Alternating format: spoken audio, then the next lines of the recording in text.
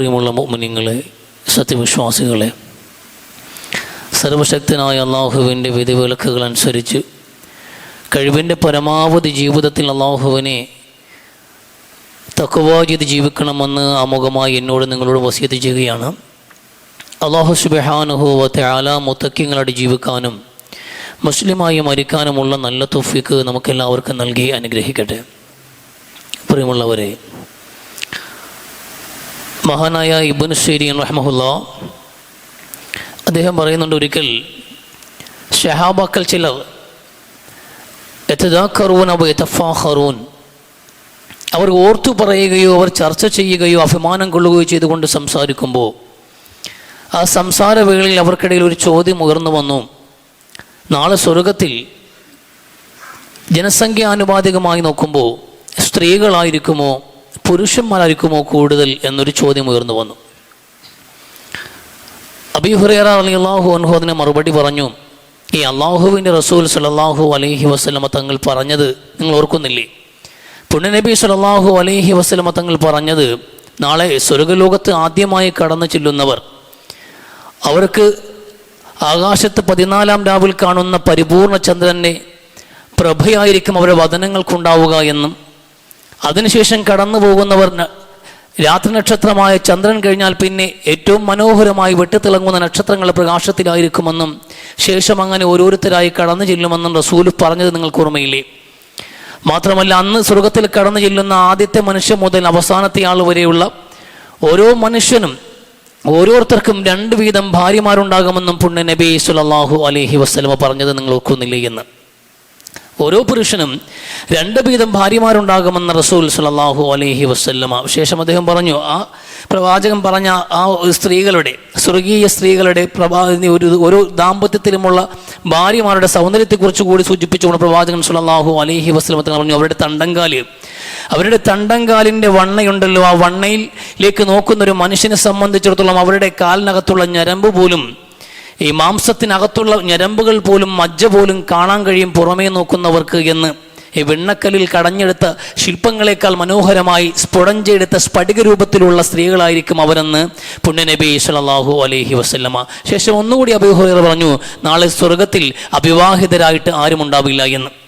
ഈ മുസ്ലിം നിബോധനം ചെയ്യുന്നൊരു ഹദീസാണ്, വളരെ പ്രബലമായ ഒരു ഹദീസാണ്. ഇത് ഞാനിവിടെ പറഞ്ഞതിൻ്റെ കാര്യം, ഒരു വലിയ ആശയമുണ്ട് ഇവിടെ. ഈ ചർച്ച അടിസ്ഥാനത്തിലാണ് അബൂ ഹുറൈറ പറഞ്ഞത് എന്നുള്ളത് നമ്മൾ ഇരുത്തി ആലോചിക്കേണ്ട വിഷയമാണ്. റസൂൽ ഇത് പറയുമ്പോൾ റസൂൽ ഒരു പുരുഷന് 2 ഭാര്യമാർ വീതം ഉണ്ടാകും എന്നതായിരിക്കണം അദ്ദേഹം അവിടെ പ്രധാനമായി ഉദ്ദേശിച്ച പോയിന്റ്. എന്ന് പറഞ്ഞാൽ സ്വർഗത്തിൽ പുരുഷന്മാരെക്കാൾ കൂടുതൽ സ്ത്രീകൾ ഉണ്ടായിരിക്കും എന്നതാണ് അദ്ദേഹം പറയാൻ ഉദ്ദേശിച്ചത് എന്നാണ് വ്യക്തമാകുന്നത്. നരകത്തിലും അധികമായി കാണപ്പെടുന്ന സ്ത്രീകളെയാണ്. അങ്ങനെ നോക്കുമ്പോൾ ദുനിയാവിലും ഏറ്റവും കൂടുതൽ പുരുഷന്മാരെക്കാൾ കൂടുതൽ എണ്ണത്തിൽ സ്ത്രീകളായിരിക്കും ഉണ്ടാവുക എന്ന് നമുക്ക് കാൽക്കുലേറ്റ് ചെയ്യാവുന്നതാണ്. പക്ഷേ ഇത് ഞാനിവിടെ പറഞ്ഞത് അങ്ങനെ എണ്ണം പറയാനോ സ്ത്രീകളുടെ എണ്ണം കൂടുതലെന്ന് അറിയിക്കാനോ വേണ്ടിയിട്ടല്ലേ. റസൂലുള്ളാഹി വർണ്ണിച്ച ആ വർണ്ണനയുണ്ടല്ലോ, എല്ലാ പുരുഷനും 2 സ്ത്രീകൾ വീതം ഉണ്ടാകുമെന്ന് സ്വർഗത്തിൽ. അപ്പോൾ ഈ വിഷയം നമ്മൾ ചർച്ച ചെയ്യേണ്ട ഒരു കാലഘട്ടത്തിലൂടെ നമ്മൾ കടന്നു പോകുന്നത്. സ്വർഗത്തിലെ ഹൂർലിങ്ങളെ കുറിച്ച് നമ്മൾ എന്തുകൊണ്ട് പറയാതിരിക്കണം? സ്വർഗമുണ്ട് എന്ന് വിശ്വസിക്കുകയും സ്വർഗത്തിൽ അള്ളാഹു നമുക്ക് വേണ്ടി ഹൂർലിങ്ങളെ സംവിധാനിച്ചെന്നും അവിടെ മദ്യത്തിൻ്റെ പുഴയുണ്ടെന്നുമുള്ളത് യാഥാർത്ഥ്യമാണ്. അത് 100% വിശ്വസിക്കുന്നവരാണ് വിശ്വാസികൾ. തെല്ല് ആശങ്ക പോലും നമുക്കിതിനകത്ത് വരാൻ പാടില്ല. കാലം മാറുന്നുണ്ട്, ചർച്ചകൾ മാറുന്നുണ്ട്, പുരോഗമന കാലഘട്ടമാണ്.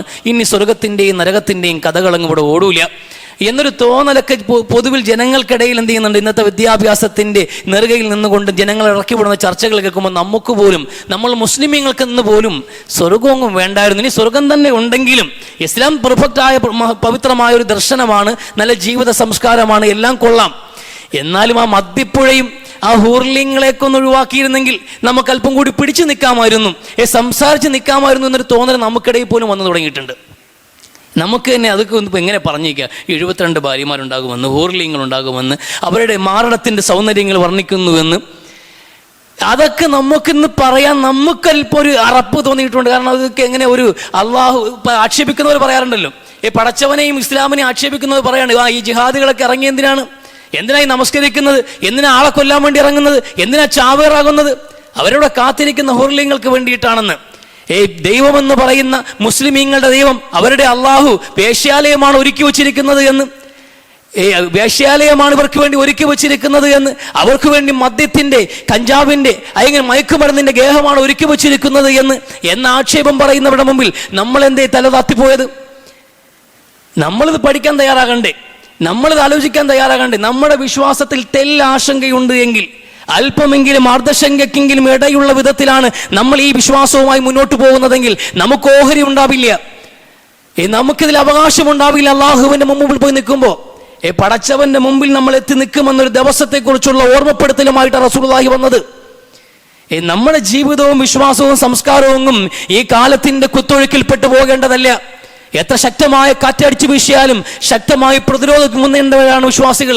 നമ്മളിവിടെ ഭയക്കുന്നത് ആരെ ഭയക്കുന്ന? എക്സ് മുസ്ലിമീങ്ങളെയോ, അല്ലെങ്കിൽ ഇവിടുത്തെ സദാചാര ഗുണ്ടകളെയോ, അല്ലെങ്കിൽ ഇവിടുത്തെ അന്തിച്ചർച്ചയ്ക്കിരിക്കുന്ന ഇവിടുത്തെ കുറുക്കൻ ഓരിയിടും പോലെ അസ്തമിക്കുമ്പോൾ ഓരിയിടുന്ന കുറുക്കന്മാരെ പോലെയുള്ള ചർച്ചക്കാരായ വാർത്താമാധ്യമങ്ങളെയോ? നമ്മൾ ആരെ ഭയപ്പെടുന്നത്? നമുക്കതിൻ്റെ ആവശ്യമൊന്നുണ്ട്. അല്ലാഹു സുബ്ഹാനഹു വ തആല ഇത് ഹൂർലിങ്ങളെ കുറിച്ച് പറയുമ്പോഴാണ് പലർക്കും വലിയ വിഷമം. ഇത് റസൂലിനേക്കാൾ കൂടുതൽ സംസാരിച്ചത് അള്ളാഹുവാണ്, ഖുർആനാണ് നേരിട്ട് സംസാരിച്ചിരിക്കുന്നത് വിശ്വാസികളോട്. 13 വർഷക്കാലം വിശുദ്ധ ഖുർആന്റെ ആദ്യത്തെ അവതരണ കാലഘട്ടം, മക്കയിൽ പ്രവാചകൻ കടന്നുകൂടിയ കാലഘട്ടങ്ങളിൽ ഏറ്റവും കൂടുതൽ സംസാരിച്ചത് സ്വർഗമാണ്. ഏറ്റവും കൂടുതൽ സംസാരിക്കപ്പെട്ട വിഷയം എന്നുള്ളത് നരകമാണ്, പരലോകമാണ്. ഹലാൽ ഹറാമുകളെ കുറിച്ച് സംസാരിക്കുന്നത് ഹിജ്റയ്ക്ക് തൊട്ടു മുമ്പ് മാത്രമാണ്. ഈ നിർബന്ധ ബാധ്യതകളെ കുറിച്ച് പിന്നെ ഹിജ്റയ്ക്ക് ശേഷമാണ് പ്രധാനപ്പെട്ട സക്കാത്ത്, നോമ്പ് തുടങ്ങിയിട്ടുള്ള എല്ലാ കാര്യങ്ങളും ഹിജ്റ 2-ാം വർഷം മുതൽക്കാണ് പിന്നെ നിർബന്ധമായി കടന്നു വരുന്നത്. ആദ്യകാലങ്ങളിൽ ഏറ്റവും കൂടുതൽ വിശ്വാസികളോട് അള്ളാഹു സംസാരിച്ചത് സ്വർഗം മുമ്പിൽ വെച്ചിട്ടാണ്, നരകം മുമ്പിൽ വെച്ചിട്ടാണ്, ഹൂർലിങ്ങളെ മുമ്പിൽ വെച്ചുകൊണ്ടാണ് സംസാരിക്കുന്നത്. എന്തിനാണ്? ഒരു സമൂഹത്തെ സമുദ്ധരിക്കാൻ അത് ആവശ്യമായതുകൊണ്ട്.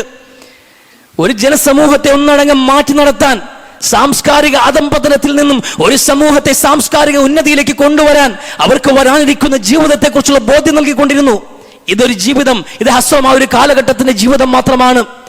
ദുനിയാവിനപ്പുറത്ത് ഇതിന്റെ മറുവശം എന്ന പോലെ, ഒരു നാണയത്തിന്റെ മറുവശം എന്ന പോലെ ഇതിന്റെ പൂർത്തീകരണമായി പരലോകം വരാനിരിക്കുന്നു. നിങ്ങളെ പടച്ചുവിട്ടവന്റെ മുമ്പിലേക്ക് നിങ്ങൾ വരേണ്ട ഒരു ദിവസം വരുന്നുണ്ട്. അതിനുശേഷം വിചാരണയുണ്ട്. നന്മയ്ക്ക് നന്മയും തിന്മയ്ക്ക് തിന്മയും കൊടുക്കുന്ന പടച്ചവന്റെ നീതിപീഠത്തിൽ അവസാനമായി വിധിക്കപ്പെടുന്ന ഒരു വിഭാഗം ജനങ്ങൾക്ക് സ്വർഗമാണ്, മറ്റൊരു വിഭാഗം ജനങ്ങൾക്ക് നരകമാണ്. അറിയുമോ നിങ്ങൾക്ക് സ്വർഗം എന്താണെന്ന്? സ്വർഗം മനോഹരമാണ്.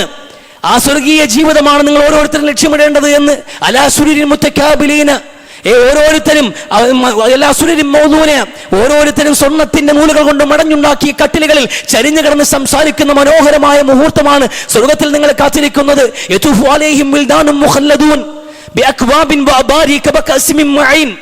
നിങ്ങൾ അങ്ങനെ ചാഞ്ഞും ചരിഞ്ഞു വരുന്നിട്ട് സ്വര പറഞ്ഞ് സന്തോഷിക്കുന്ന മുഹൂർത്തത്തിൽ നിങ്ങൾക്ക് ചുറ്റും മുത്തുകൾ പോലെ, പവിഴങ്ങൾ പോലെ പൊടി പാറിപ്പറക്കുന്ന കുഞ്ഞുമക്കളുണ്ടല്ലോ. നിങ്ങൾക്ക് വേണ്ടിയിട്ട് പാനപാത്രങ്ങളുമായി മദ്യത്തിന്റെയും ബീഞ്ഞിന്റെയും അതോടൊപ്പം തന്നെ പഴങ്ങളുടെ സർവത്തുകളുടെയും ഒക്കെ എല്ലാ അർത്ഥത്തിലുമുള്ള പാനീയങ്ങളുമായിട്ട് അവർ നിങ്ങൾക്കിടയിൽ ഇങ്ങനെ കറങ്ങി നടക്കും. നിങ്ങളെ ഊട്ടാനും നിങ്ങളെ സന്തോഷിപ്പിക്കാനും നിങ്ങൾക്ക് വെള്ളം നൽകാനും വേണ്ടിയിട്ട് അവരിങ്ങനെ കറങ്ങി നടക്കും. അന്ന് നിങ്ങൾ കുടിക്കുന്ന മനോഹരമായ സ്വർഗീയമായ പാനീയങ്ങളിൽ മദ്യമുണ്ടാകും, പക്ഷെ ലഹരി ഉണ്ടാവില്ല എന്ന്. മദ്യവും വിളമ്പപ്പെടും അവിടെ, അതിൽ ലഹരി ഉണ്ടാവില്ല. ഒരു മനുഷ്യന് സ്ഥിരബുദ്ധിയെ നശിപ്പിക്കില്ല, മതോന്മത്തനായി പോകില്ല, തിരിച്ചറിയാത്തൊരു വാക്ക് പോലും അവൻ പറയില്ല. ആ വിധത്തിൽ ആസ്വാദനകരം മാത്രമായിട്ടുള്ള മദ്യവും വിളമ്പപ്പെടും എന്ന് വിശുദ്ധ ഖുർആൻ. ശേഷമാണ് എന്ന് വെളുത്ത കണ്ണുകളുള്ള നല്ല വലിയ കണ്ണുകളുള്ള വെളുത്ത സുന്ദരികൾ അവിടെ ഉണ്ടാകുമെന്ന് വിശുദ്ധ ഖുർആൻ. എന്ന് ചിപ്പിക്കുള്ളിൽ ഒളിപ്പിച്ചു വെച്ച മുത്തുകൾ പോലെ മനോഹരമായ പെണ്ണുങ്ങൾ. ഇത് സ്വർഗമാണോ? അങ്ങനെയാ സ്വർഗം. സ്വർഗത്തെ കുറിച്ച് അള്ളാഹു അങ്ങനെ പറയുന്നത്. ഇതെന്തിനു പറഞ്ഞു എന്ന് നമ്മൾ ഈ മുഖം മൂടി കീറിട്ട് നോക്കിയാൽ മനസ്സിലാവും ഇതെന്തിനാ പറഞ്ഞതെന്ന്. നമ്മളെല്ലാവരും വലിയ മാന്യന്മാരാണ്. മാന്യത വേണം, എല്ലാത്തിനും ഒരു മറ വേണം, എല്ലാത്തിനും ഒരു ലിമിറ്റുണ്ട്, എന്തിങ്ങനെ പറയണമെന്നതിനൊക്കെ. എന്നാലും ചില യാഥാർത്ഥ്യങ്ങൾ നമ്മൾ അംഗീകരിക്കാതെ പോകാൻ പാടില്ലല്ലോ. ചില യാഥാർത്ഥ്യങ്ങൾ 6-ാം നൂറ്റാണ്ടിലാകട്ടെ 21-ാം നൂറ്റാണ്ടിലാകട്ടെ, ഇനി പരലോകത്ത് സ്വർഗത്തിൽ ചെന്ന് നിന്നാലും ലോകത്ത് മനുഷ്യന്റെ വിനോദങ്ങൾക്ക്, അവന്റെ മോഹങ്ങൾക്ക് വലിയ മാറ്റവും ഉണ്ടാവില്ല. മനുഷ്യന് കുറെ മോഹങ്ങളുണ്ട്. അടിസ്ഥാനപരമായിട്ട് വിശപ്പും ദാഹവും മനുഷ്യന്റെ അനിവാര്യത എന്നതുപോലെ മനുഷ്യന്റെ ഏറ്റവും പ്രധാനപ്പെട്ട അനിവാര്യതയാണ് ലൈംഗികമായ സംതൃപ്തി എന്നുള്ളത്. നിഷേധിക്കാൻ കഴിയുമോ നമുക്ക്? ഞാൻ അങ്ങനെയെങ്കിലല്ല, ഞാൻ അങ്ങനെയൊന്നുമല്ല. ഞങ്ങൾ ഓരോ മനുഷ്യനും ഇവിടെ ജനിച്ചിട്ടുണ്ടെങ്കിൽ അതിൻ്റെ പിറകിൽ ഒരു ദാമ്പത്യ ബന്ധമുണ്ട്, ഒരു ഫിസിക്കൽ ബന്ധമുണ്ട്, ഒരാണിൻ്റെയും പെണ്ണിൻ്റെയും. അത് ആദം നബി മുതൽ ഇങ്ങോട്ട് തുടങ്ങിയതാണ്. അതിൽ നിങ്ങൾക്ക് ലജ്ജിക്കേണ്ട കാര്യമില്ല. സുബ്ഹാനല്ലദീ ഖലഖൽ അസ്വാജ കുല്ലഹാ മിമ്മാ തുംബിത്തുൽ അർള്. ഭൂമിയിൽ എല്ലാത്തിനെയും ഇണകളായി സംവിധാനിച്ചവൻ പടച്ചവനാണ്. എല്ലാത്തിനെയും ഇണകളായി പടച്ചു. ഓരോ ഇണകൾക്കും പരസ്പരം ആകർഷണീയത അള്ളാഹു നിക്ഷേപിച്ചു. ആണിന് പെണ്ണിനോടും പെണ്ണിന് ആണിനോടും ആകർഷണമുണ്ടെങ്കിൽ അള്ളാഹുവിന്റെ സംവിധാനമാണത്. അതൊക്കെ നമ്മൾ വ്യക്തമായി മനസ്സിലാക്കേണ്ട കാര്യമില്ലേ? മനുഷ്യരെല്ലാവർക്കും മോഹമുണ്ട്. ആ മോഹങ്ങളിൽപ്പെട്ട ഏറ്റവും പ്രധാനപ്പെട്ട മോഹം തന്നെയാണ് അവന് ലൈംഗികമായ സംതൃപ്തി എന്നുള്ളത്. ആ ലൈംഗിക സംതൃപ്തി വാഗ്ദാനം ചെയ്യപ്പെടുകയാണ് സ്വർഗത്തില്. നിങ്ങൾക്ക് ഈ 2 ഭാര്യമാർ വീണ്ടും ഉണ്ടാകുമെന്ന്, അവർ സുന്ദരികളായ പെണ്ണുങ്ങളായിരിക്കുമെന്ന്. അതിനും അപ്പുറത്തേക്ക് ഒരു മനുഷ്യൻ പോലും തൊട്ടു നോക്കാത്ത, മനുഷ്യനോ ഭൂതനോ കൈവച്ചിട്ടില്ലാത്ത മനോഹരികളായ സുന്ദരികളായ സ്ത്രീകളും ഉണ്ടാവില്ല. ഒരിക്കൽ പോലും ഒരു ജിന്നോ ഒരു മനുഷ്യനോ കൈവച്ചിട്ടില്ലാത്ത പരിശുദ്ധകളായ പതിവതകളായ മനോഹരികളായ സുന്ദരികൾ നിങ്ങൾക്ക് വേണ്ടി ഇവിടെ കാത്തിരിക്കുന്നുണ്ട് എന്ന്. ഇത് സ്വർഗമാണ്. സ്വർഗം എന്ന് പറയുമ്പോൾ നമ്മൾ ഒരു ഡ്രീം വേൾഡ് ഒന്നും കണക്കാക്കേണ്ട കാര്യമില്ല. നമ്മൾ ഇവിടെ ജീവിക്കുന്ന ജീവിതത്തിന്റെ മറ്റൊരു പതിപ്പാണത്. നമ്മളിവിടെ ജീവിക്കും, നമുക്കിവിടെ ഈ ജീവിതം നമുക്ക് വലിയ ഇഷ്ടമുള്ള ജീവിതമാണ്. കാരണം നമ്മളെ പ്രിയപ്പെട്ടവരൊക്കെ നമുക്ക് വേണ്ടി ഇവിടെ ചുറ്റുപെട്ട് ഉണ്ട്. അതാണ് നമ്മൾ ഏറ്റവും വലിയ പ്രശ്നം. മരണമെന്ന് പറയുമ്പോൾ നമ്മൾ ഭയക്കുന്നത് ആരെയൊക്കെ വിട്ടുപോകണം, നമ്മൾ ആരെയൊക്കെ ഉപേക്ഷിച്ചു പോകണം. ഭാര്യ, മക്കൾ, ഉമ്മ, വാപ്പ, മാതാപിതാക്കൾ, കൂട്ടുകാർ, കൂടപ്പിറപ്പുകൾ, കൂടെ കളിച്ചവർ, എല്ലാവരും മിസ് ചെയ്യുക എന്നുള്ളത് ചെറിയ കാര്യമല്ല. എല്ലാവരും വിട്ടുപോകുക എന്നുള്ളത് എല്ലാവരും നമുക്ക് വേണം. അതാണ് ദുനിയാവിനെ നമ്മളെ പ്രിയങ്കരമാക്കുന്നത്. ദുനിയാവിനെ നമ്മളെ പ്രിയങ്കരമാക്കുന്ന നമുക്ക് ചുറ്റുമുള്ള കുറെ മനുഷ്യർ കൂടിയാണ്. ഈ മനുഷ്യരുമായിട്ട്, ഈ കുടുംബത്തോടെ, ഈ മക്കളോടെ നല്ല വീടുകളിൽ, മനോഹരമായ വീടുകളിൽ കൊടുത്തും വാങ്ങിച്ചും ജീവിക്കുന്ന ഒരു ജീവിത പ്രക്രിയ തന്നെയാണ് സ്വർഗത്തിലുമുള്ളത്. ആ സ്വർഗത്തെ കുറിച്ച് സംസാരിക്കുമ്പോൾ ഖുർആൻ സംസാരിച്ചതെല്ലാം ജന്നാത്തുൻ തജ്രി മിൻ തഹ്തിഹൽ അൻഹാർ എന്ന തോട്ടങ്ങളാണ്. മനുഷ്യരെ മനോഹരമായ തോട്ടങ്ങൾ, അങ്ങനെ സംസാരിക്കുന്ന ഖുർആൻ. ഈ ഹൂർലിങ്ങളും മദ്യപ്പുഴയും മാത്രമല്ല അവിടെയുള്ളത്. ഒരു ജീവിത സംവിധാനമാണ്. മനുഷ്യൻ ഏറ്റവും പ്രായോഗികമായി ജീവിതത്തിന് ഏറ്റവും പാരിസ്ഥിതികമായി ഇണക്കമുള്ള ഏറ്റവും മനോഹരമായ ഒരു സംവിധാനം അവിടെയുണ്ട്. അത് എടുത്തു പറയുമ്പോഴൊക്കെ അള്ളാഹു പറഞ്ഞത് കുറെ തോട്ടങ്ങളാണെന്നാണ്. ജന്നാത്തുൻ തജ്രി മിൻ തഹ്തിഹൽ അൻഹാർ, സമൃദ്ധമായ ഇടതൂർന്ന പുഴകൾ ഒഴുകുന്ന അരുവികൾ കൊണ്ട് സമൃദ്ധമായിട്ടുള്ള തോട്ടങ്ങളാണ് ആ സ്വർഗമെന്ന് വിശുദ്ധ ഖുർആൻ. എന്നുവെച്ചാൽ ഒരു മനുഷ്യന് ഇവിടെ വസിക്കാൻ ലോകത്ത് എവിടെ പോയാലും മനുഷ്യവാസത്തിന് ഏറ്റവും അനിവാര്യമായിട്ടുള്ള ശുദ്ധമായ വെള്ളം, ശുദ്ധമായ ഭക്ഷണം, ശുദ്ധമായ വായു, ഇത് ഉറപ്പ് നൽകുന്നു അല്ലാഹു വിശുദ്ധ സ്വർഗത്തിൽ. ഇതിനൊന്നിനും ഒരു കുറവുമില്ല. സമൃദ്ധമായ കോൺക്രീറ്റ് കെട്ടിടങ്ങൾ കൊണ്ട് അല്ലെങ്കിൽ പൊല്യൂഷൻ കൊണ്ട് മലീമസമായ ഒരു അന്തരീക്ഷമല്ല, ശുദ്ധമായ വായു ഉണ്ട് അവിടെ. വെള്ളത്തിനും ക്ഷാമമില്ല. 150 കോടിയോളം ജനങ്ങൾക്ക് കുടിവെള്ളമില്ല ഇന്ന് ഈ ലോകത്ത്. വെള്ളത്തിലൂടെയുള്ള മാലിന്യങ്ങൾ കാരണം അസുഖം ബാധിച്ച് മരണപ്പെടുന്നവരുടെ കണക്കുകൾ കൃത്യമായി വിലയിരുത്തിയിട്ടില്ല. ഊഹാപോഹങ്ങൾ മാത്രമാണ്. മലിനമായ വെള്ളം, മലിനമായ വായു, വിഷം കലർന്ന ഭക്ഷണങ്ങൾ, അങ്ങനെയൊക്കെ കഴിച്ച ദുനിയാവിൽ നമ്മൾ ജീവിച്ചുകൊണ്ടിരിക്കുന്ന ഈ അവസ്ഥയിൽ അങ്ങനെ വ്യാജങ്ങളൊന്നും കടന്നു വരാത്ത, മാലിന്യങ്ങൾ കടന്നുകൂടാത്ത വിശുദ്ധമായ അന്തരീക്ഷമുള്ള ശുദ്ധമായ സമൃദ്ധമായ ജലം ലഭ്യമാകുന്ന മനോഹരമായ തോപ്പുകളാണ് അവിടെ ഉള്ളത് എന്ന്. അവിടെ കൃഷിയുണ്ട്, അവിടെ കച്ചവടമുണ്ട്, അവിടെ കമ്പോളമുണ്ട്, കുടുംബ വ്യവസ്ഥയുണ്ട്, എല്ലാം ഉണ്ട് അവിടെ. അവിടെ എല്ലാം ഉണ്ട്. നമ്മളിവിടെ ജീവിക്കുന്ന ജീവിതത്തിന്റെ ഇത് വെറും ഒരു സാമ്പിൾ മാത്രമാണ്. ഇതിനേക്കാൾ മനോഹരമായ ഒരു ജീവിത സംവിധാനം, ക്രമം, അതാ സ്വർഗം. അതാ സ്വർഗം. അവിടെ കുറെ ഇവിടെ ഇല്ലാത്ത കുറെ മാറ്റങ്ങൾ അവിടെ ഉണ്ട്. കാരണം മനുഷ്യന്റെ ഉള്ളിലോ പുറത്തോ എവിടെയും മാലിന്യങ്ങൾ ഉണ്ടാവില്ല. ശാരീരികമായോ മാനസികമായോ മനുഷ്യൻ മാലിന്യമുക്തമാക്കപ്പെടും. അത് സ്വർഗത്തിന്റെ അത്ഭുതമാണ്. മനുഷ്യന്റെ പുറത്തേക്ക് അവന്റെ ശരീരത്തിൽ നിന്ന് ഒരു മാലിന്യവും വരില്ല. ദുനിയാവിലുള്ളതുപോലെ അവന്റെ ഹൃദയത്തിലും മാലിന്യം ഉണ്ടാവില്ല. എല്ലാ മനുഷ്യർക്കും ഒരു മനസ്സായിരിക്കുമെന്ന പുണ്യ നബി സല്ലല്ലാഹു അലൈഹി വസല്ലം. എല്ലാ മനുഷ്യനും ഒരു മൈൻഡായിരിക്കും. ഈ ദുനിയാവിലുള്ള വ്യത്യസ്ത ചിന്തകളും വീക്ഷണങ്ങളും അങ്ങനെ ഒന്നും ഉണ്ടാവില്ല. നമ്മളൊക്കെ അങ്ങനെയാണ്. ഓരോരുത്തർക്കും ഓരോ കാഴ്ചപ്പാടും വീക്ഷണങ്ങളും താല്പര്യങ്ങളും ആഗ്രഹങ്ങളും, ഓരോരുത്തർക്കും ഓരോ ലക്ഷ്യങ്ങളും. അതുകൊണ്ടാണ് ഇവിടെ വലിയ കിട മത്സരങ്ങൾ നടക്കുന്നത്. അതുകൊണ്ടാണ് ഇവിടെ വാഗ്വാദങ്ങൾ നടക്കുന്നത്. അതുകൊണ്ടാണ് തർക്കങ്ങൾ നടക്കുന്നത്, പിടിച്ചുപറികൾ നടക്കുന്നത്, കൊലപാതകങ്ങൾ, കലാപങ്ങൾ. ഇതൊന്നും നാളെ സ്വർഗത്തിലുണ്ടാവില്ല.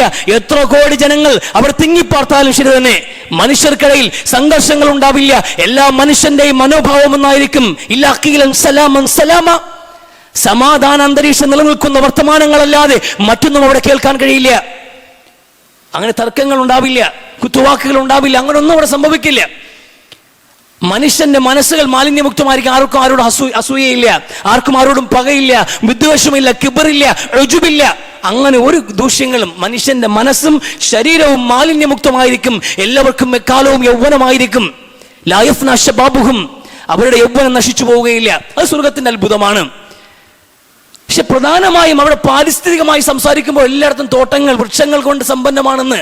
ഒരു വൃക്ഷത്തിന്റെ തണലിൽ ഒരു മനുഷ്യൻ അതിവേഗം സഞ്ചരിക്കുന്ന ഒരു കുതിരസവാരിക്കാരൻ ഒരു വൃക്ഷത്തിന്റെ തണൽ പിട്ടുകിടക്കണമെങ്കിൽ 100 വർഷം യാത്ര ചെയ്യേണ്ടി വരുമെന്ന് വിശുദ്ധ നബി സല്ലല്ലാഹു അലൈഹി വസല്ലമ.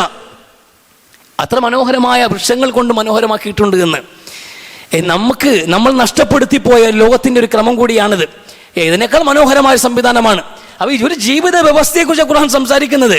അവിടെ നീ വാഗ്ദാനം ചെയ്യപ്പെട്ട മനോഹരമായ അനുഗ്രഹങ്ങൾ ഒരുപാടുണ്ട്. ആ ഒരുപാട് എണ്ണത്തിൽ 2 കാര്യങ്ങളാണ്. അവിടെ നീ മദ്യത്തിന്റെ പുഴയുണ്ട് എന്നുള്ളതും അതുപോലെ സ്വർഗീയ ഹൂറികൾ ഉണ്ട് എന്നുള്ളതും. അപ്സരസുകൾ, സുന്ദരികളായ അപ്സരസുകൾ പുരുഷന്മാരെ കാത്തിരിക്കുന്നുണ്ട് എന്ന്. അതേതൊരു പുരുഷനെയും മോഹിപ്പിക്കുന്ന കാര്യം തന്നെയാണ്. അതിലേക്ക് ഞാൻ പറയുന്നത്, ഈ ദുനിയാവിൽ എല്ലാ മനുഷ്യനെ ആഗ്രഹിപ്പിക്കുന്ന സംഗതിയാണ് ഒരു പെണ്ണ് എന്നുള്ളത്. പെണ്ണ് പുരുഷനെ ആകർഷിക്കുന്ന വിധത്തിൽ പടക്കപ്പെട്ടിരിക്കുന്നു. അതുകണക്കിന് പുരുഷൻ സ്ത്രീകളെ ആകർഷിക്കുന്ന രൂപത്തിലും സൃഷ്ടിക്കപ്പെട്ടിരിക്കുന്നു. ഇത് പ്രകൃതിയാണ്, സ്വാഭാവികതയാണ്. അതിൽ ആക്ഷേപം പറയാനൊന്നുമില്ല. ലോകത്ത് ഇന്ന് ഏറ്റവും വലിയ മാർക്കറ്റ് എന്ന് പറഞ്ഞാൽ, ഏറ്റവും വലിയ മാർക്കറ്റ് ചെയ്യപ്പെടുന്ന സംഗതി പെണ്ണുടലാണ്. പെണ്ണുടലുകളുടെ മാർക്കറ്റ് ചെയ്യപ്പെടുന്നു. $100 ബില്യൺ വാർഷിക വരുമാനം. പെണ്ണുടലുകൾ കച്ചവടം ചെയ്തിട്ട് സെക്സ് മാർക്കറ്റിന്റെ വ്യവസായത്തിന്റെ കണക്കെടുക്കുമ്പോൾ ഔദ്യോഗിക കണക്കുകൾ പ്രകാരം 100 ബില്യനാണ്. ഇത് കച്ചവടത്തിന്റെ കണക്കാ പറഞ്ഞത്, കല്യാണം കഴിച്ചതിന്റെ കണക്കല്ല. കല്യാണം കഴിച്ചതിന്റെ കണക്കല്ല ഇത് ഇവിടെ ആഘോഷമാക്കപ്പെടുന്നു. അതിനു വേണ്ടിയിട്ട് അനുവാദം നൽകുന്ന രാജ്യങ്ങൾ ഇവിടെയുണ്ട്. സ്വർഗരീതികൾ പോലും നിയമപ്രകാരം അംഗീകരിക്കപ്പെടുന്നു. ആണിനെയും പെണ്ണിനെയും വിവാഹം കഴിക്കുമ്പോൾ പുരോഗതി എന്ന് പറയുന്നു. ഇതൊക്കെ പുരോഗതിയായി സംസാരിക്കുന്ന ഈ കാലഘട്ടത്തിൽ ഇരുന്നിട്ട് അന്തിച്ചർച്ചയ്ക്കിരിക്കുന്നവന്റെ വർത്തമാനമാണ് കള്ളാറും ഊറുകളെ കുറിച്ചും സംസാരിക്കുന്ന ഒരു മതം ഏത് കാലഘട്ടത്തിലാണ് നിൽക്കുന്നത് എന്ന്. ഇതൊക്കെ നവീകരിക്കപ്പെടാൻ കാലം കഴിഞ്ഞല്ലോ എന്ന്. ഇവിടെ മുഖ്യധാര മാധ്യമങ്ങൾ ഈ വിഷയം ചർച്ചയ്ക്കെടുക്കണമെങ്കിൽ ഇത് ഇസ്ലാമിനെ ആക്ഷേപിക്കാൻ വേണ്ടിയിട്ട് ആരുടെയെങ്കിലും കയ്യിൽ നിന്ന് അച്ചാരം വാങ്ങിച്ച് ചർച്ചയ്ക്കിരിക്കുമ്പോൾ നമ്മൾ കൂടിയാണ്, നമ്മുടെ വിശ്വാസം കൂടി ദുർബലമായി പോകാതിരിക്കാൻ വേണ്ട ഈ വിശദീകരണം. ആ ചിന്ത നമുക്ക് വരാൻ പാടില്ലല്ലോ. അത് ഡിഫെൻഡ് ചെയ്യാൻ, അത് പ്രതിരോധിക്കാൻ നമ്മളെ കൊണ്ട് കഴിയണം. അതിനുള്ള അറിവ് നമുക്കുണ്ടാവണം. ഇത് ആരാ ചർച്ച ചെയ്യുന്നത്? ആരാ ഇവിടെ ചർച്ച ചെയ്യുന്നത്? ഓരോ ചാനൽ ചർച്ചകളുടെയും ഇടപെടലുകൾ കൃത്യമായി എന്ത് ചെയ്യുന്ന കൃത്യമായ പരസ്യങ്ങൾ. അത് ചെരുപ്പിന്റെ പരസ്യത്തിന് എന്തിനാണ് ഈ അർത്ഥനഗ്നയായ പെണ്ണിന്റെ രൂപം? ചെരുപ്പാണ് പരസ്യമെങ്കിലും, ഇനി പല്ല് തേക്കുന്ന ടൂത്ത് പേസ്റ്റ് ആണെങ്കിലും ശരി, പുരുഷൻ ഷേവ് ചെയ്യുന്ന ഷേവിംഗ് ക്രീമിന്റെ പരസ്യമാണെങ്കിലും അവിടെ എന്തിനാ അല്പവസ്ത്രധാരികളായ പെണ്ണിനെ കൊണ്ട് നിർത്തുന്നത് ഈ ചാനലുകാർ? ആരെ ആകർഷിക്കാനാണ്? പുരുഷനെ ആകർഷിക്കാൻ ഈ അല്പവസ്ത്രധാരികളായ സ്ത്രീകളെ കൊണ്ട് നിർത്തിയാൽ മതിയാകുമെന്ന് ആകർഷിക്കും. മലക്കുകളല്ലല്ലോ, മനുഷ്യരല്ലേ. സ്വാഭാവികമാണ്. ഇവിടുത്തെ ബിസിനസ് രംഗത്ത് നമുക്ക് ഇവിടെ നോക്കിയാലും സുന്ദരികളെ ഒഴുക്കി ഫ്രണ്ട് നിർത്തുന്നതിന്റെ കാര്യം. ഇവിടെ ഉദ്ഘാടകയായിട്ട് സ്ത്രീകളെ വരുന്ന ഫിലിം സ്റ്റാറുകൾ പലരും വരാറുണ്ട്, ഉദ്ഘാടകന്മാർ. എന്തിനാ ഉദ്ഘാടനത്തിന് ഇവരെ വിളിക്കുന്നത്? അവരെന്തെങ്കിലും വില കൂടി വാങ്ങിക്കുന്നതാണോ, അല്ലെങ്കിൽ എന്തെങ്കിലും പരിശുദ്ധി ഉള്ളത് കൊണ്ടാണോ? മഹത്തായ വ്യക്തിത്വം, ജീവിതത്തിൽ നൽകിയ സംഭാവനകൾ അങ്ങനെ വലിയാണോ? അങ്ങനെ ഒന്നുമല്ല. അവരൊക്കെ ഇതൊരു മാർക്കറ്റാണ്. അവർ പറയുന്ന ലക്ഷ്യങ്ങൾ വാങ്ങിച്ചിട്ട് അല്പവസ്ത്രങ്ങൾ ശരീരത്തിൽ നിന്യപന്യതകൾ കൃത്യമായി പ്രദർശിപ്പിക്കുന്ന രൂപത്തിൽ വേഷം കെട്ടി വന്ന് നിൽക്കുമ്പോൾ അത് കാണാൻ കുറെ പയ്യന്മാർ നടിച്ചുകൂടും. ഉദ്ഘാടന പരിപാടി ഗംഗേമാവും, 10 ആൾ അറിയും. അത് തന്നെ കാര്യം. ഇത് കാണാൻ നിൽക്കുന്ന കണ്ണുകൾ തന്നെയാണ് ഈ പുരുഷന്മാർ. അല്ലെന്ന് പറയാൻ കഴിയും നിങ്ങൾക്ക്? അല്ല, ഇതെങ്ങും നമ്മളെ ഉദ്ഘാടനത്തിൽ പങ്കെടുക്കാൻ വന്നപ്പോൾ യാദൃച്ഛികമായി കണ്ടുപോയതാണെന്നോ? അങ്ങനെയല്ല. ഇതൊരു മാർക്കറ്റ് ചെയ്യാണ്. ഇത് തന്നെയാണ് ഈ മനുഷ്യന്റെ മോഹങ്ങൾ എല്ലാവർക്കും അറിയാം. അത് മാർക്കറ്റ് ചെയ്തുകൊണ്ടിരിക്കുകയാണ്. അതിവിടെ മാർക്കറ്റ് ചെയ്യുന്നു. പക്ഷെ വിശുദ്ധ ഇസ്ലാം മാർക്കറ്റ് ചെയ്തില്ല. ഇത് മാർക്കറ്റ് ചെയ്യുമ്പോൾ ഉണ്ടാവുന്ന ഭവിഷ്യത്ത് ഇസ്ലാമിന് അറിയാം. പെണ്ണുടലുകൾ കച്ചവടവൽക്കരിക്കേണ്ട സംഗതികളല്ല. അല്പവസ്ത്രം അണിഞ്ഞുകൊണ്ട് പുരുഷനെ ആകർഷിക്കുന്ന രീതിയിൽ പൊതുനിരത്തിൽ സ്ത്രീകൾ ഇറങ്ങാൻ പാടില്ല. സ്ത്രീ അവരെ സുരക്ഷ ഉറപ്പുവരുത്തണം. ഇസ്ലാം മുൻതൂക്കം കൊടുത്ത സ്ത്രീയുടെ സുരക്ഷയ്ക്ക് വേണ്ടിയാ. സ്ത്രീകളുടെ സുരക്ഷയ്ക്കാണ് ഇസ്ലാം. ഈ കാലഘട്ടം പോലെ തന്നെ അപകടകരമായ ഒരു കാലഘട്ടമാണ്. ഇന്ന് പെണ്ണിന് എവിടെ സുരക്ഷിതത്വമുള്ളത്? സ്ത്രീകൾക്ക് സുരക്ഷയില്ല. അത് വലിയ വായിൽ ഇവിടെ എല്ലാവരും സംസാരിക്കുന്ന കാര്യമാണല്ലോ. ഭരണകൂടങ്ങൾ സംസാരിക്കുന്നു. ഓരോ കാലം കഴിയും തോറും നിയമങ്ങൾ പരിഷ്കരിക്കപ്പെട്ടുകൊണ്ടിരിക്കുകയാണ് സ്ത്രീ സുരക്ഷയ്ക്ക് വേണ്ടിയിട്ട്. ഇന്ത്യൻ പീനൽ കോഡ് പ്രകാരം 72, 73, 74, 75, 76, 77, 78 ഒക്കെ പരിശോധിക്കണം. IPC സെക്ഷൻ എല്ലാം നിയമങ്ങൾ കർക്കശമായ നിയമം. സ്ത്രീ സുരക്ഷയ്ക്ക് വേണ്ടി സ്ത്രീയെ കണ്ണുരുട്ടി നോക്കിയാൽ 5 വർഷം കഠിന തടവ്. നോക്കിയാൽ ദ്വയാർത്ഥ പ്രയോഗം നടത്തിയാൽ, സ്ത്രീയുടെ അന്തസ്സത്തേക്ക് കേടുപാട് വരുത്തിയാൽ, സ്ത്രീയെ സ്പർശിച്ചാൽ, വസ്ത്രം മാറ്റാൻ ശ്രമിച്ചാൽ, അങ്ങനെ ഓരോന്നായി തിരിച്ചു വെച്ചിട്ടാണ് സ്ത്രീകൾക്കെതിരെയുള്ള അതിക്രമങ്ങളെ ഒന്ന് രൂക്ഷമായി നോക്കിയാൽ, ലൈംഗിക ചുവയോടെ ചേഷ്ട കാണിച്ചാൽ പോലും അത് ലൈംഗിക പീഡനമായി കണക്കാക്കുന്ന ഒരു നിയമ സംവിധാനം ഈ രാജ്യത്ത് നിലനിൽക്കുന്നുണ്ട്. എന്തിനാ? സ്ത്രീയുടെ സുരക്ഷയ്ക്ക് വേണ്ടിയാ. ഇത് ഒരു ഭാഗത്ത് നിർത്തിയിട്ട് മറുഭാഗത്ത് എന്ത് ചെയ്യാണ്? സ്ത്രീകളുടെ സ്വാതന്ത്ര്യം, ഇക്വാളിറ്റി, സമത്വം എന്ന് പറഞ്ഞിട്ട് സ്ത്രീകളെ അഴിഞ്ഞാടാൻ വിട്ടിരിക്കുന്ന ഒരു ഭാഗത്ത്. എന്ത് തോന്നിയാസമാവെന്ന്. പക്ഷെ ഇസ്ലാം അതല്ല. ഈ തോന്നിയവാസത്തിനല്ല, പുരുഷർക്കുള്ള സ്ത്രീകളോടുള്ള താല്പര്യം കൃത്യമായി മനസ്സിലാക്കിയിട്ടുണ്ട്. അത് മാത്രമല്ല, ലൈംഗികതയിൽ സ്ത്രീയും പുരുഷനും രണ്ട് രൂപത്തിലാണ് ഉള്ളത്. രണ്ടുപേർക്കും ലൈംഗികമായ താല്പര്യങ്ങൾ ഉള്ളപ്പോൾ പുരുഷന്റെ ഏറെക്കുറെ പുരുഷന്മാരുടെ രീതിയാണ് ഒരു പ്രധാനമായിട്ട് എക്സ്പോസ് ചെയ്യും, അത് പ്രകടിപ്പിക്കുന്ന ഒരു സ്വഭാവ രീതിയുള്ളത്. പെട്ടെന്ന് ഓപ്പൺ ആവുന്നതാണ് അവരുടെ ലൈംഗികമായ താല്പര്യം, പെട്ടെന്ന് പുറത്തു വരുന്നതാണ് ലൈംഗിക താല്പര്യം. അതുകൊണ്ട് പുരുഷന്മാർ നിയന്ത്രിക്കപ്പെടേണ്ടതുണ്ട്. സ്ത്രീകൾ അങ്ങനെയല്ല. സ്ത്രീകൾ അങ്ങനെയല്ല എന്നുള്ളത് IPC സെക്ഷൻ 375-76 പോലും എടുത്തു പറയുന്ന കാര്യം, ഒരു സ്ത്രീക്ക് ഒരു പുരുഷനെ ബലാത്കാരം ചെയ്യാൻ കഴിയില്ലെന്നാണ്. ഒരു സ്ത്രീക്ക് ഒരു പുരുഷനെ ബലാത്കാരം ചെയ്യാൻ കഴിയില്ല. അത് ഫിസിക്കലി അങ്ങനെയാണ്, ബയോളജിക്കലി കഴിയില്ല എന്നുള്ളതാണ് ഇവിടുത്തെ ഇതുവരെയുള്ള രേഖകൾ, ഇതുവരെയുള്ള തെളിവുകൾ സ്ഥാപിക്കപ്പെടുന്നത്. എന്നാൽ പുരുഷൻ അങ്ങനെയല്ല. എത്ര അക്രമങ്ങളാണ് വ്യാപകമായിട്ട് ലോകത്ത് നടക്കുന്ന ഏറ്റവും വലിയ ക്രൈംസ് നടക്കുന്ന മേഖല ഏതാണ്? സ്ത്രീകൾക്കെതിരെയുള്ള അതിക്രമമാണ്. സ്ത്രീകൾക്കെതിരെയുള്ള അതിക്രമങ്ങൾ, എത്ര ക്രൂരമായ അതിക്രമങ്ങൾ നമ്മൾ കാണുന്നില്ലേ? ഈ രക്തരൂക്ഷിതമായ കലാപങ്ങൾക്ക് നടുവിൽ പോലും പിഞ്ചു മക്കളെപ്പോലും വയോധികമാരെപ്പോലും വൃദ്ധജനങ്ങളെപ്പോലും വിടാതെ ബലാത്സംഗത്തിനിയാക്കുന്ന ഒരു ലൈംഗിക ദാരിദ്ര്യമുള്ള ഒരു സമൂഹ മധ്യത്തിലാണ് ഇവിടെ സ്ത്രീകൾ ജീവിക്കുന്നത്. അവരെ സുരക്ഷ ഉറപ്പുവരുത്തേണ്ട സിസ്റ്റങ്ങളല്ലേ, ആ സിസ്റ്റമാണ് ഇസ്ലാം.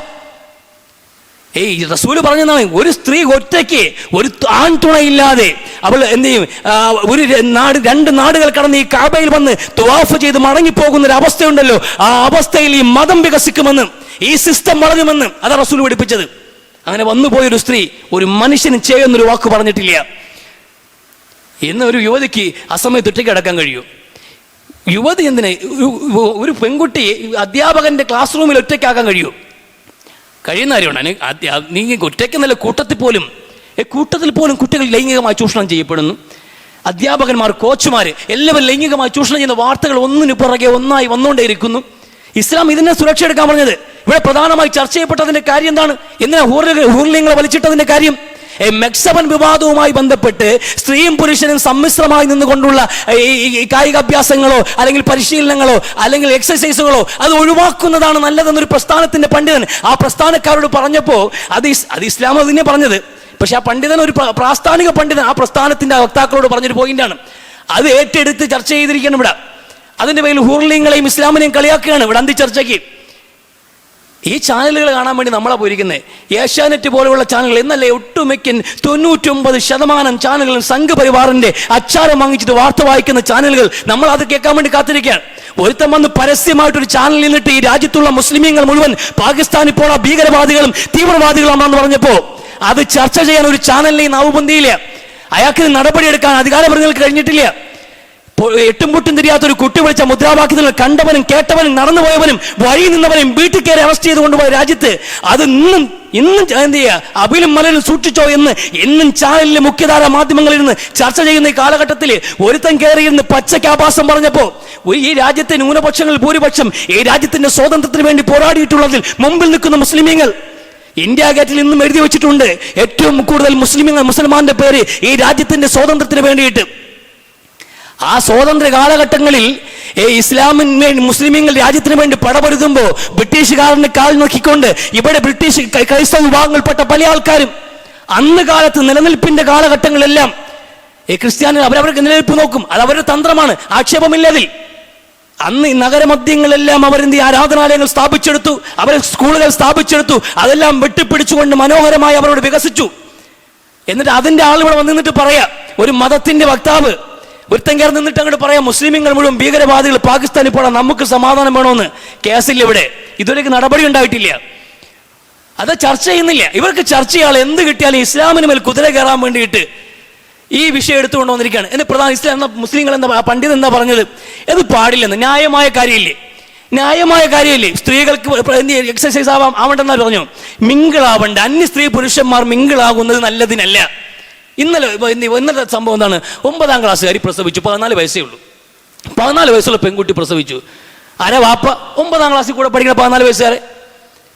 ഇപ്പൊ നമ്മളെ പുരോഗതി എന്താണ്? നമുക്ക് നീ ടോയ്ലറ്റുകൾ സെപ്പറേറ്റ് ടോയ്ലറ്റ് വേണ്ട. അത് പരിഷ്കൃത സമൂഹത്തിന് ചേർന്നതല്ല. ആണിനും പെണ്ണിനും ഒരേ ടോയ്ലറ്റ് മതി. എന്തിനാണ് കുട്ടികളെ വേർതിരിവുണ്ടാക്കുന്നത്? ആൺകുട്ടി പെൺകുട്ടി ചേർന്നിരിക്കട്ടെ പഠിക്കുന്നിടത്ത്. പഠിക്കുന്നിടത്ത് ഒരുമിച്ചിരിക്കട്ടെ, യാത്രകൾ ഒരുമിച്ച്. ഒരു അധ്യാപകൻ വയനാട്ടിലെ ഒരു കോളേജിൽ നിന്ന് പോയ സ്റ്റഡി ടൂറുമായി ബന്ധപ്പെട്ട് ഒരു പ്രിൻസിപ്പൾ പറഞ്ഞത്, മക്കളെ നിങ്ങൾ സൂക്ഷ്മത കാണിക്കണം, ആണുങ്ങൾ പ്രത്യേകം പെണ്ണുങ്ങൾ പ്രത്യേകമാണ് ഇരിക്കേണ്ടത്, മാന്യത കൈവിടാൻ പാടില്ല, സദാചാരം കളയാൻ പാടില്ല, ഇതൊക്കെ വലിയ ബുദ്ധിമുട്ടുണ്ടാക്കുമെന്ന് പറഞ്ഞു. ഇങ്ങനെ പറഞ്ഞതിന്റെ പേരിൽ ആ സദാചാര ഗുണ്ട എന്ന് പറഞ്ഞ് മുദ്ര കുത്തി ആ പ്രിൻസിപ്പളിനെ എന്ത് ചെയ്തു, സ്ഥാനത്ത് നിന്ന് തെറിപ്പിച്ചിട്ട് കുട്ടികളെ ടൂർ പോയി. അവർക്ക് മിക്സ് ചെയ്ത് പോകണം. കാരണം ഇന്ന് നല്ലത് പറയാനോ ഉപദേശിക്കാനോ ഇന്ന് ജനങ്ങളുടെ വാടപ്പിക്കാണ്. ഒന്നാമത് ഇസ്ലാമിനെ അടപ്പിച്ചുകൊണ്ടിരുന്നു, ഇപ്പൊ ആർക്കും പറയാൻ നിവൃത്തിയില്ല. ഇപ്പൊ ആകെ എന്ത് ചെയ്യുക, ഇതുമായി ബന്ധപ്പെട്ട് എന്തെങ്കിലും പറയുകയാണെങ്കിൽ രാഹുൽ ഈശ്വറിനെ പോലുള്ള ആരെങ്കിലും ഒറ്റയ്ക്ക് ഇരുന്ന് പറയും. ഇതിനെ വളഞ്ഞിട്ട് കടിക്കാൻ ഒരുപാട് എന്ത് ചെയ്യുക ആൾക്കാരുണ്ട് താനും. ഇസ്ലാമാണ് ഇത് പറഞ്ഞുകൊണ്ടിരുന്നത്, മുസ്ലിങ്ങളെ വാടപ്പിച്ചുകൊണ്ടിരുന്നു.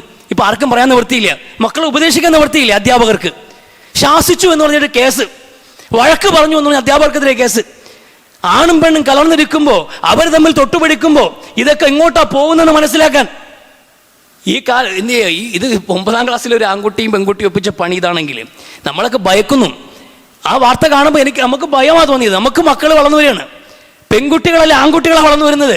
പെൺകുട്ടികളുള്ളവരുണ്ടാവും, പക്ഷെ ആ മക്കളാണെങ്കിലും അപരാധം പറ്റിപ്പോയ ഒരു നിമിഷത്തിന്റെ ചാബല്യം കൊണ്ട് ഈ സാഹചര്യം ഉണ്ടാക്കി പെട്ടുപോയാലേ എങ്ങനെയാ മനുഷ്യൻ തലപൊക്കി നടക്കുക, എങ്ങനെയാ നമ്മൾ മുന്നോട്ട് പോവുക, ഇതെങ്ങനെയാ പരിഹരിക്കുക? ഒരു മാർഗവുമില്ല. എന്ന് അതിന്റെ സാധ്യതയിലേക്ക് അടുക്കലെന്ന് ഖുർആൻ പറഞ്ഞു. അതുകൊണ്ടാ അങ്ങോട്ട് അടുക്കണ്ടെന്ന്, ചെയ്യണ്ടെന്നല്ല, വ്യഭിചാരത്തിന്റെ സാധ്യതയിലേക്ക് അടുക്കാൻ പോലും പാടില്ലെന്ന്. അതാ ഇസ്ലാം പറയുന്നത്, അതാ ഇസ്ലാം പഠിപ്പിക്കുന്ന കാഴ്ചപ്പാടെന്നുള്ളത്. അന്യ സ്ത്രീ പുരുഷന്മാർക്കിടയിൽ ഫ്രണ്ട്ഷിപ്പ് വേണ്ടടോ, ബെസ്റ്റ് കളി വേണ്ട നിങ്ങൾക്കിടയിൽ. വിദ്യാഭ്യാസം വേണ്ടെന്ന് പറയുന്നില്ലല്ലോ, വിദ്യാഭ്യാസം വേണം. ഇവിടെ നാഷണൽ കോളേജ് തൊട്ടടുത്തുള്ള സ്ഥാപനമാണ്. വിദ്യാഭ്യാസത്തിന് വേണ്ടി നടക്കുന്നത്. ഞാൻ ആ വഴി എല്ലാ ആഴ്ചയും പോവേണ്ട, വെള്ളി ജുമ്മ കഴിഞ്ഞാൽ പിന്നെ അങ്ങോട്ടാ പോകാനുള്ളത്. ആരാൻ്റെയൊക്കെ മക്കളാണ്, ആരുടെയൊക്കെ മക്കളാണ് തട്ടുപോയിട്ടിട്ടുണ്ട്.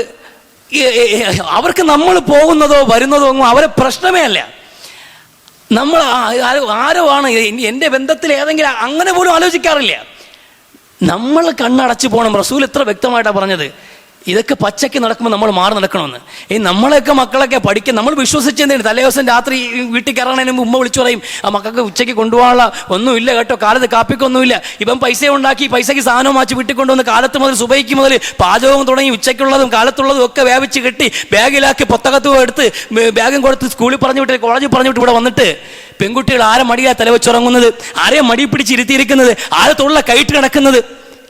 എന്നിട്ട് പഠിച്ച് മറച്ച് കണക്ക് തിരിച്ചങ്ങ് ചെല്ലും. പാവം രക്ഷകർത്താക്കള് അവരെങ്ങനെ വിശ്വസിച്ച് അന്ധമായിട്ട് എൻ്റെ സ്വാലിഹത്തായ കൊച്ച എൻ്റെ മോള് അല്ലോ ഇങ്ങനെ. ഇത് നമ്മൾ ഇവിടെ കണ്ടുകൊണ്ടിരിക്കുന്ന കാഴ്ചകൾ, ഇത് അപകടമാണ്. ഇത് വേണ്ടെന്ന് ഇസ്ലാം പഠിപ്പിക്കുന്നത്. ആ ജാഗ്രതയോടെ ജീവിക്കാൻ കഴിഞ്ഞിട്ടില്ലെങ്കിൽ നമ്മൾ ഒരുപാട് വീഴ്പ്പുകൾ വഹിക്കേണ്ടി വരും. നമ്മൾ വലിയ ബുദ്ധിമുട്ടേണ്ടി വല്ല തസ്റു വാസുറത്തും ബിസ്റഹുറ. ദുനിയാവിലാണെങ്കിലും ആഖിറത്തിലാണെങ്കിലും ഈ ഭാരങ്ങൾ നമ്മൾ സ്വയം ചുമക്കേണ്ടി വരും. ഏത് പുരോഗതിയുടെ പേരിലാണെങ്കിലും, ഏത് തൊഴിലിൻ്റെ പേരിലാണെങ്കിലും, ഏത് വിദ്യാഭ്യാസത്തിൻ്റെ പേരിലാണെങ്കിലും, എത്ര വലിയ ടാർഗറ്റുകൾ മുമ്പിൽ വെച്ചിട്ടാണെങ്കിലും ആഭാസത്തരങ്ങളുടെ അരങ്ങുകളിലേക്ക് ഇറക്കി മക്കളെ വിട്ട് നമ്മുടെ ജീവിതം ആ വഴിക്ക് വിടുകയാണെങ്കിൽ ഇത് നമ്മളെ നാശം കൊണ്ടുവരിക തന്നെ ചെയ്യും. ദുനിയാവും ഉണ്ടാവില്ല, ആഖിറവും ഉണ്ടാവില്ല. വളരെ ചെറിയൊരു കാലഘട്ടം നമ്മൾ ജീവിക്കാൻ വന്നവരാ. ഇവിടെ നിന്ന് ജീവിച്ച് മരണപ്പെട്ടു പോകുമ്പോൾ നമുക്ക് ലൈംഗികമായ ഒരു പരിശുദ്ധി ഉണ്ടാകണം, വിശ്വാസത്തിൽ ഉറപ്പുണ്ടാകണം. ഈമാനോടെ ജീവിച്ച് ഈമാനോടെ മരിക്കാൻ നമ്മളെ കൊണ്ട് കഴിയണം. ഇസ്ലാമിൽ ജീവിച്ച് ഇസ്ലാമിൽ മരിക്കാൻ നമ്മളെ കൊണ്ട് കഴിയണം. അതാണ് നമ്മുടെ ലക്ഷ്യം, ആത്യന്തിക ലക്ഷ്യം. അതിനപ്പുറത്ത് അത് നിലനിൽക്കാൻ ആവശ്യമായ ദുനിയാവിൻ്റെ വിഭവങ്ങളുടെ താല്പര്യം തേടിയ നമ്മളിപ്പോൾ പലതും വേറെ പല വഴിക്കും പോകുന്നത്. പരലോകമേ നഷ്ടപ്പെടുത്തുന്ന ദുനിയാവാണെങ്കിൽ അത് വിട്ടേക്കണം. അതാ പറയുന്നത്. ഇവിടെ ഇത് മിങ്കിളായാൽ അത് ബുദ്ധിമുട്ടുണ്ടാക്കും. ഒരുപാട് ഉണ്ടായിട്ടുണ്ട്, ഉണ്ടായിക്കൊണ്ടേയിരിക്കുന്നുണ്ട്. അതൊരു അകലം വേണം. അതാ പഠിപ്പിക്കുന്നത് വിശുദ്ധ ഇസ്ലാം.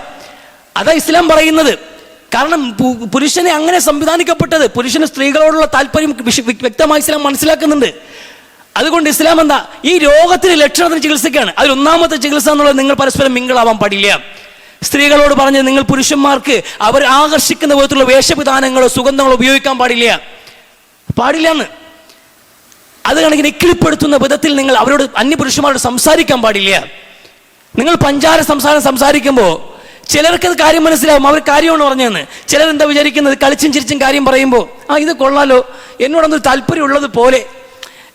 അന്യ പെണ്ണുങ്ങൾ ആരെങ്കിലും ഇങ്ങനെ ചിരിച്ച് സംസാരിക്കുമ്പോഴത്തേക്കും ചില ആൾക്ക് എന്നോടൊന്നൊരു താല്പര്യം ഉള്ളത് പോലെയെന്ന് അങ്ങനെ ഇടിച്ച് കയറുന്ന അങ്ങനെ ഒരുപാട് അക്രമങ്ങൾ നടക്കാറുണ്ട്. ഇത് വിശുദ്ധ ഖുർആൻ പറഞ്ഞ് പാടില്ലെന്ന്. അങ്ങനെ നിങ്ങൾ പഞ്ചാര വർത്താനം പറയാൻ പാടില്ല. ഹൃദയങ്ങളിൽ രോഗമുള്ള ആൾക്കാർ ആണുങ്ങൾക്കിടയിൽ ഉണ്ട് എന്ന്. അതുകൊണ്ട് അത് സ്ത്രീകളോട് പറയണം, നിങ്ങൾ ഏറ്റവും മാന്യമായി വസ്ത്രം ധരിക്കണം, മാന്യമായി ഇടപഴകണം, ഒരു ഗ്യാപ്പ് നിങ്ങൾ എപ്പോഴും നിലനിർത്തണം. ഇത് ഈ സ്ത്രീകളോട് പറയണം. പുരുഷന്മാരോട് എന്താ പറഞ്ഞത്? നിങ്ങളുടെ ലൈംഗിക താല്പര്യങ്ങൾ പൂർത്തീകരിക്കാൻ വേണ്ടി കൃത്യമായി നിങ്ങൾ വിവാഹം കഴിക്കണം. ചെറുപ്പക്കാരെ, യാ മഅ്ശറ ശബാബ്, നിങ്ങൾ വിവാഹം കഴിക്കണം. ഒരു വിവാഹം കൊണ്ട് നിങ്ങൾ ലൈംഗികമായ ദാഹം പൂർത്തീകരിക്കപ്പെടുന്നില്ലെങ്കിൽ രണ്ടാമതൊന്നുകൂടി വിവാഹം കഴിക്കാമെന്ന്. അതിലും നിങ്ങൾക്ക് ലൈംഗികമായ സംതൃപ്തി ലഭ്യമാകുന്നില്ലെങ്കിൽ മൂന്നാമത് നിങ്ങൾക്ക് വിവാഹം കഴിക്കാമെന്ന്. അതിലും കഴിയുന്നില്ലെങ്കിൽ നാലാമത് നിങ്ങൾക്ക് വിവാഹം കഴിക്കാമെന്ന്. എന്താ വിശുദ്ധ ഇസ്ലാം എങ്ങനെ പറഞ്ഞത്? എത്ര വലിയ ദീർഘപുഷ്ണമാണ് ബഹുഭാര്യത്വം. അങ്ങനെ അറപ്പോടെ ആളുടെ സംഗതിയല്ല, ഇത് പുരോഗമന സമൂഹത്തിന്റെ ആശയമാണ്. ബഹുഭാര്യത്വം ഇത് പുരോഗമന ആശയമാണ്. കാരണം ഒരു മനുഷ്യൻ, ഇവിടെ നമ്മൾ എന്താ കാണിക്കുന്നത്? ഒരു പെണ്ടാട്ടിയും ബാക്കി വെപ്പാട്ടിയും എന്നാണ്. അങ്ങനെയാണോ? അതാ സംസ്കാര ലോകത്തിന്റെ. ഇസ്ലാം 4 കെട്ടാൻ പറഞ്ഞപ്പോ ഓഹോ എന്നുള്ള ആക്ഷേപമാണ്. വിജയ് മല്യ 8ാമത്തെ കാമുകിയുമായിട്ട് ജീവിതം ആരംഭിച്ചു. ഓഹോ, ആഹാ, അടിപൊളി. പണമുള്ളവൻ അവൻ ജീവിതത്തിന്റെ സാറ്റിസ്ഫാക്ഷൻ കണ്ടെത്തുന്ന പ്രധാനപ്പെട്ട മേഖലയിൽ ഒന്ന് അവൻ ലൈംഗിക ബന്ധം തന്നെയാണ്. ഒരുപാട് കൂട്ടുകാരികളുണ്ടാകും, ഒരുപാട് കമ്പനികളുണ്ടാകും, ഒരുപാട് ഭാര്യമാരുണ്ടാകും.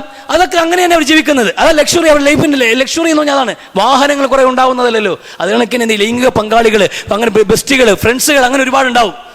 അതൊക്കെ അവരെ വിജയമായി ഇവിടെ ജനങ്ങൾ ആഘോഷിക്കുന്നു. അയാളെ തലയിൽ വരച്ചത് എൻ്റെ തലയിലൂടെ വരച്ചെങ്കിലെന്ന് നമ്മൾ ഇവിടെ നാശിക്കുന്നു.